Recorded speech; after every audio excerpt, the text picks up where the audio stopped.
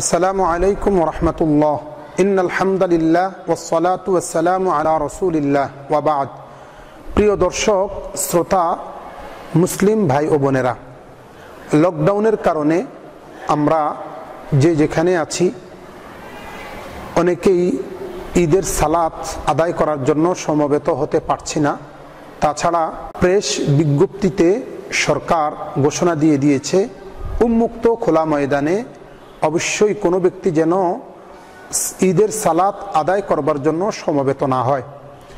এহেন পরিস্থিতিতে আমরা ঈদের সালাত কোথায় আদায় করব, এ সম্পর্কে এক কথাই বলা যায়, এখনো পর্যন্ত সরকার মসজিদগুলো বন্ধ করেনি।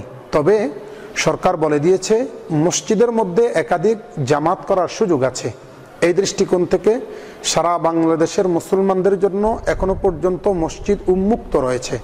তাই আমরা সকলেই ঈদের নামাজ আদায় করার জন্য খোলা উন্মুক্ত ময়দানে না গিয়ে বরং আমরা মসজিদে চলে যাব, মসজিদে নামাজ আদায় করব। তবে হ্যাঁ, যেহেতু মসজিদ বন্ধ করে দেয়নি এই জন্য মসজিদে আসব, কিন্তু কখনো যদি মসজিদ বন্ধ করে দেয় তাহলে যদি ঘরের মধ্যে আমরা জামাত করবার জন্য কোনো উপযুক্ত স্থান পাই অথবা জামাত করার জন্য উপযুক্ত ব্যক্তি পাই এবং জুমার যে শর্তগুলো রয়েছে সেই শর্ত মোতাবেক শর্তগুলো পাওয়া যায়, তাহলে সমস্ত ওলামায়ে কেরামের বক্তব্য হলো ঘরের মধ্যে ঈদের সালাত আদায় করা যাবে। তবে ওই সময় যখন মসজিদগুলো বন্ধ করে দেওয়া হবে, কিন্তু এখনো পর্যন্ত আমাদের দেশের মসজিদগুলো উন্মুক্ত রয়েছে, তাই ঘরের মধ্যে জামাত করার কোনো সুযোগ নেই। আমরা সকলেই মসজিদের মধ্যে জামাত করব। তো জামাত যেহেতু করব, নামাজ যেহেতু পড়ব, ঈদের সালাত অন্যান্য সালাতের থেকে একটু পৃথক। ঈদের সালাতের কিছু ভিন্ন নিয়ম কানুন আছে।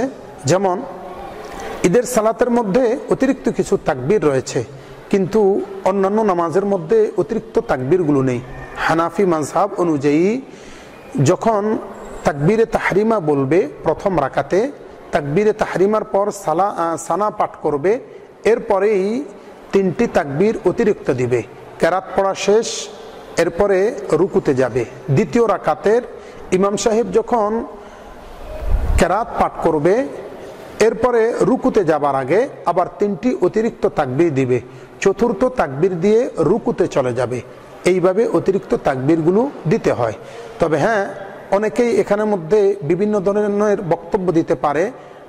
ঈদের সালাতের মধ্যে 11টি তাকবীর, 13 তাকবীর বা 12 তাকবীর। হ্যাঁ, অন্যান্য মাযহাব ইমাম শাফিঈ, ইমাম আহমদ ইবনে হাম্বল এবং ইমাম মালিক আলাইহিমুর রহমা, ওনাদের বক্তব্য অনুযায়ী এই ধরনের মন্তব্য পাওয়া যায়। যদি কেউ ওই মাযহাবধারী হয়ে থাকেন তাহলে সেটা ভিন্ন কথা, কিন্তু হানাফি মাযহাব অনুযায়ী 3 তাকবীর করে 6 তাকবীর দিতে হবে 2 রাকাতে। এইভাবেই আমরা ঈদের সালাত আদায় করব।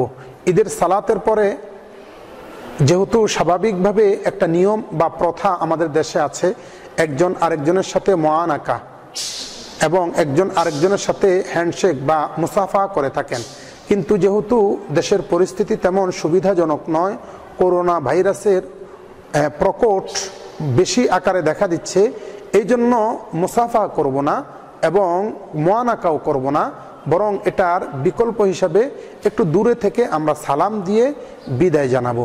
আল্লাহ আমাদের সকলকে আমল করার তৌফিক দান করুন, আমিন।